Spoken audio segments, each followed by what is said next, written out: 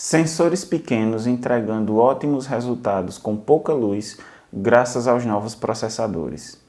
Smartphones suprindo papéis importantes na fotografia. As mirrorless trazendo um novo padrão de qualidade e de desempenho nas câmeras fotográficas. E os softwares de edição com o auxílio de inteligência artificial fazendo milagres. Estamos começando mais um vídeo do conteúdo Vital TV. E se você aprendeu a fotografar com o DSLR, ou caso não tenha acompanhado de perto as novas mudanças que tem havido na tecnologia de imagem nos últimos 5 anos, assista esse vídeo até o final porque a gente tem conteúdo muito importante para discutir. Vamos lá!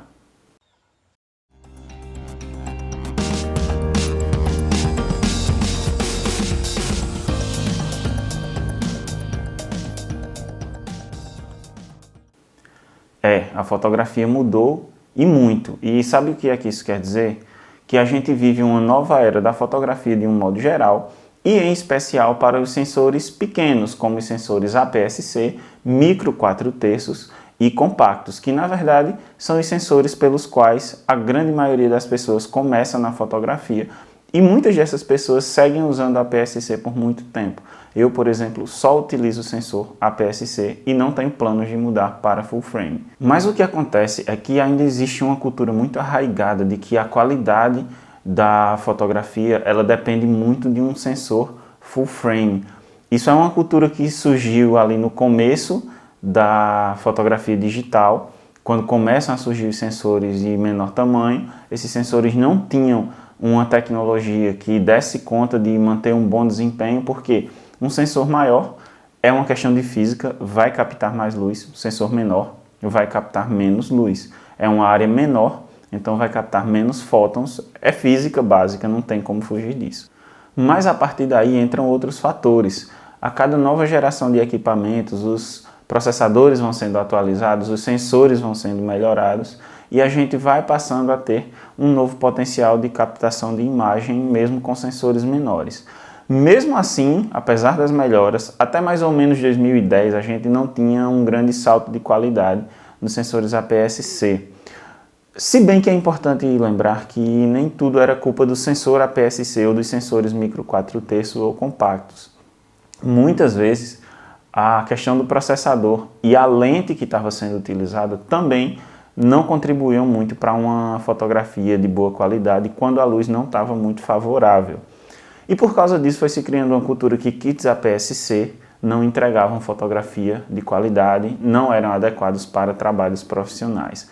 Até certo ponto isso era verdade, mas repito, tinha muitos outros fatores além do tamanho do sensor que estavam envolvidos nisso. Uma outra coisa que a gente precisa levar em consideração é que nem toda fotografia depende profundamente de tamanho de sensor e de bom desempenho em baixa luminosidade, seja por conta da lente, por conta do sensor, por conta do processador. Muitas formas de fotografar não precisam tanto de um desempenho em baixa luz, seja porque você usa uma iluminação adequada ou porque você fotografa a longa exposição, não que isso também não tenha a sua importância, mas você pode também fotografar em luz plena, em ambientes bastante bem iluminados e nessas situações, então, o problema de desempenho de luz e de ruído de um sensor APS-C ou outros sensores pequenos, isso passa também a ser menos relevante, tá? Então isso sempre vai depender muito da forma como você trabalha, da sua técnica, do seu equipamento, de como você compõe o seu kit de um modo geral. É claro que existem propriedades inerentes ao tamanho do sensor. Além da já citada maior capacidade de captação de luz, o tamanho do sensor ele também influencia no padrão de desfoque, tá? Que junto com a lente, junto com outros fatores que compõem o equipamento fotográfico, eles vão ter aí a sua importância na estética geral da foto, no resultado final, e eu não estou negando que haja propriedades inerentes às lentes ou propriedades inerentes aos sensores. Mas basicamente o que a gente vai falar aqui é sobre desempenho, sobre qualidade de imagem e sobre o que dá e o que não dá para fazer utilizando sensores APS-C. Se você prefere o padrão de desfoque de full frame, se você prefere trabalhar com um pouco mais de alcance dos sensores APS-C, é preferência estética, a gente não vai discutir isso aqui. O grande foco desse vídeo, no entanto, é a gente refletir um pouco sobre até onde ainda vale hoje, em 2023, com as plataformas tecnológicas atuais de hoje que a gente tem, seja nas câmeras, seja nos programas de edição, se ainda vale essa discussão de full frame versus APS-C como sendo um critério para dividir a qualidade ou a não qualidade da imagem fotográfica. Mas é claro que eu não ia trazer essa discussão aqui como mera opinião, como mera discussão de gosto pessoal. Eu fiz o seguinte, eu peguei alguns dados de especificações de equipamentos que dão para a gente uma noção da evolução tecnológica que a gente teve, das últimas DSLR até as mirrorless atuais, e eu mostro para vocês que, embora existam sim diferenças inerentes entre tamanho do kit, assim como há entre distância focal de lente, apesar dessas diferenças inerentes em cada sistema, a gente tem um avanço brutal na qualidade de imagem, e não só no momento da captura, não só no momento da criação do arquivo por parte da câmera, mas também na edição. E é por isso que eu achei importante trazer essa discussão. Vamos lá ver algumas especificações de equipamentos que ilustram bastante essa evolução e o impacto que elas trazem no resultado fotográfico, especialmente para sensores APS-C ou mesmo menores. Eu separei aqui algumas anotações, então vamos lá. Vamos começar pensando aqui numa full frame que é simplesmente lendária, a 5D Mark IV. Embora ela não seja a número 1, embora ela não seja a topo de linha da Canon, porque a topo de linha das DSLRs, da última geração de DSLRs, tenha sido a 1DX Mark III, eu tomei como referência aqui a 5D Mark IV, porque ela foi a full frame talvez mais importante de todas as DSLR, tá? Ela foi usada, a 5D, na verdade, toda a linha 5D, ela foi utilizada muito, desde trabalho no cinema, até trabalhos de fotografia, documental, de evento, e até hoje essa câmera ainda é vendida por um preço bastante alto, tá certo? Embora ela tenha sido lançada em 2014, quase 10 anos atrás. Então vamos lá, começar a falar das especificações que essa câmera, que até hoje é uma referência de qualidade e de desempenho, vamos falar sobre as especificações que essa câmera, sendo uma full frame de 2014, tem e comparar essas especificações com a evolução que a gente veio tendo desde aquela época nas DSLR e também nas mirrorless APS-C. E aí vocês vão entender de modo mais claro o quão importante é essa evolução.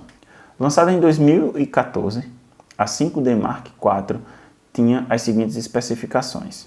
Uma resolução de 30.4 megapixels e processador Digic 6 Plus, tá? Olha só, a escala de ISO da 5D Mark IV. Claro que uma coisa é especificação, outra coisa é desempenho, mas a escala de ISO nativo já indica quais são os limites de qualidade que a câmera tolera. O ISO nativo da 5D Mark IV ia de 100 a 32.000, tá? E ela fazia incríveis 7 fotos por segundo. Agora a gente vai para uma APS-C lançada 2 anos depois, que foi a 80D. Então, comparando agora essas especificações da 5D Mark IV com a 80D, que foi lançada 2 anos depois, em 2016. 24 megapixels na resolução, também processador Digic 6. ISO de 100 a 16.000. Esse era o ISO da 80D. Também fazia 7 fotos por segundo. Faz sentido, porque é o mesmo processador, uma quantidade de megapixels inferior, portanto, um arquivo menor em termos de tamanho de imagem, então dava para manter sim essa mesma velocidade tranquilamente. A menos que a fabricante quisesse capar o desempenho da câmera só para não praticar autofagia de mercado. Mas isso é outro assunto. Vamos lá. APS-C agora em 2019, aí a gente teve a 90D, que foi considerada a melhor câmera APS-C daquele ano. Agora, a 90D já tinha como APS-C 32,5 megapixels, o que já é uma resolução maior do que a resolução da 5D Mark IV. Aí você pensa, tá, mas essa resolução toda num sensor APS-C. E aí, comprometeu o ISO, comprometeu a qualidade de imagem? Vamos lá. Enquanto a 5D Mark IV tinha processador Digic 6 Plus, a 90D ela tinha um Digic 8.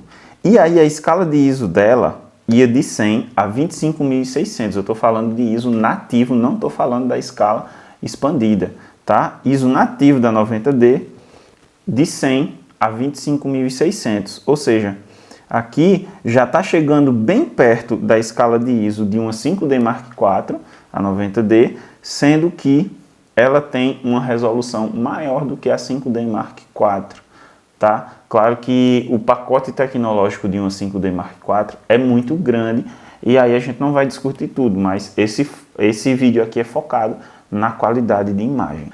E aí, a gente chega em 2022, mudando agora de plataforma tecnológica, a gente tem a Canon lançando uma mirrorless APS-C simplesmente bombástica, que é a Canon R7.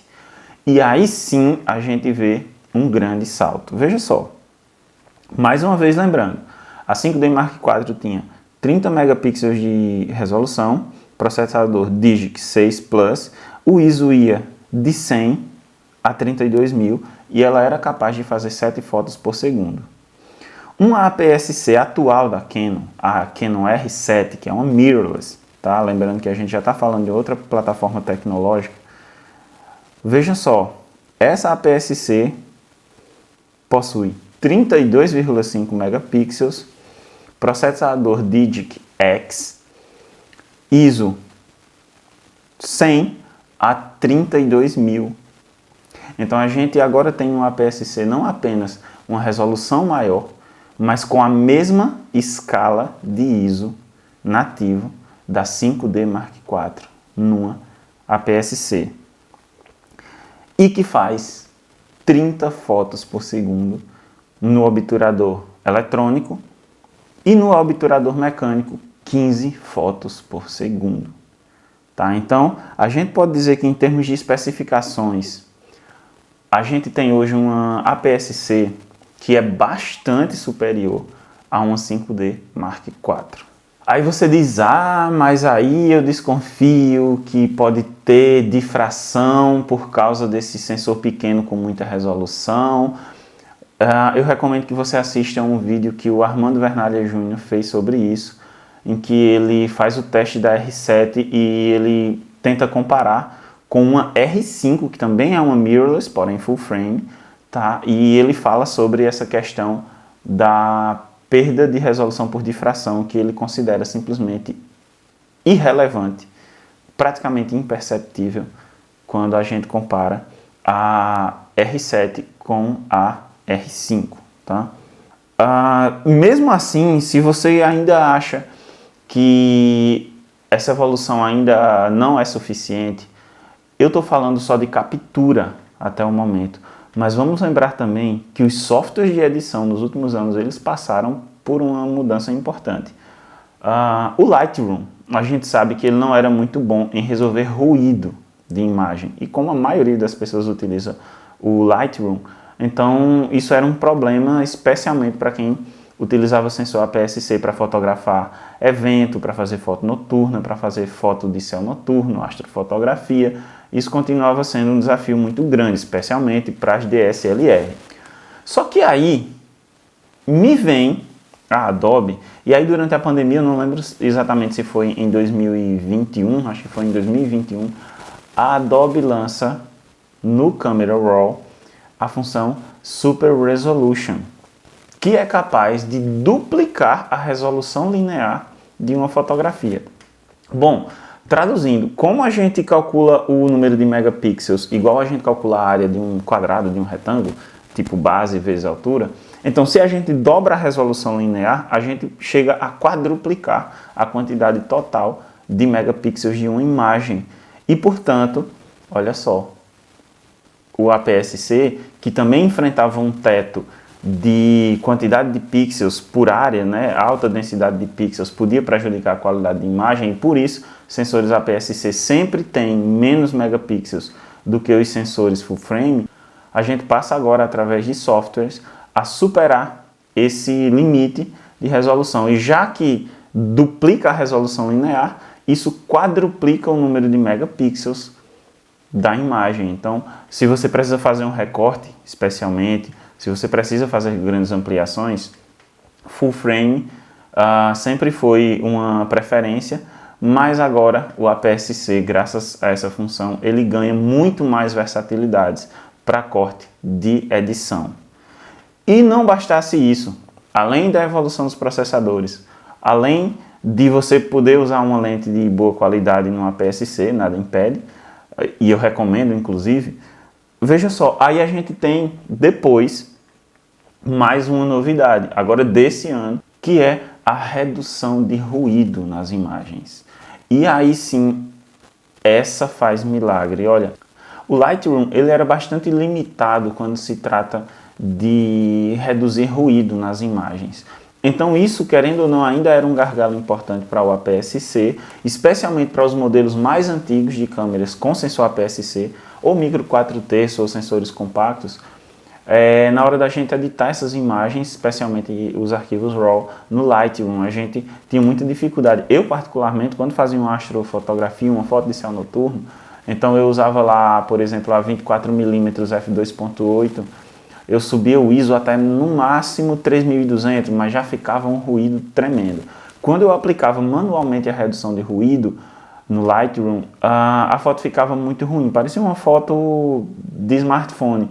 Ou eu não conseguia resolver o ruído completamente, ou se eu resolvesse, a foto ficava com um aspecto muito lavado, ela perdia muito do micro contraste.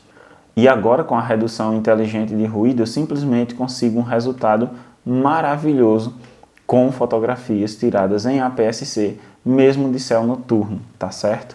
Então isso aí fez muita diferença para mim e acho que vai fazer muita diferença para todo mundo que trabalha com APS-C, que gosta de utilizar APS-C. Eu repito, eu prefiro usar APS-C porque eu gosto muito do detalhe, de captar o bicho, a planta bem de perto, e o APS-C me dá esse maior alcance. Eu sempre vou preferir trabalhar com APS-C. O que eu trago como conclusão para esse vídeo é que cada vez mais o tamanho do sensor importa menos. E hoje é difícil a gente pensar em algum trabalho fotográfico ou mesmo de produção de vídeo em que um sensor APS-C não consiga dar conta, não tenha qualidade suficiente. Mas eu vou um pouco mais longe. Eu diria que, na verdade, o grande gargalo de hoje, especialmente com esses avanços de software que são capazes de melhorar ainda mais o que já vem avançando na própria tecnologia de captura de imagem, então o maior gargalo que a gente tem hoje, além, é claro, da sua técnica, da sua competência, da sua habilidade para fotografar, eu diria que em termos de equipamento, o grande gargalo atual para o sistema APS-C são as lentes.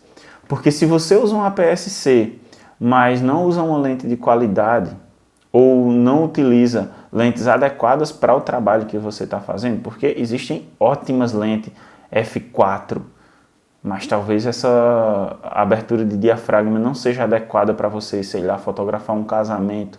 Talvez você precise de uma lente f1.2, f1.8, sei lá, depende da sua abordagem, depende da sua técnica, de vários aspectos de luz, de suas preferências estéticas, mas é isso. Eu acho que se você usa uma lente adequada num sistema APS-C, é basicamente capaz de fazer qualquer tipo de trabalho, tá? Eu queria trazer essa mensagem nesse vídeo porque eu ainda vejo a galera discutindo muito essa questão. Mas o full frame isso, o full frame aquilo. Eu repito, existem propriedades inerentes ao tamanho do sensor, assim como existem propriedades inerentes à distância focal de uma lente, tá? Então, uma lente de distância focal maior, ela sempre vai dar um desfoque maior. Um sensor full frame, ele vai sim conseguir captar mais luz. E aí dá para o fabricante colocar uma resolução maior se a gente compara a mesma geração de processador, a mesma geração de sensor.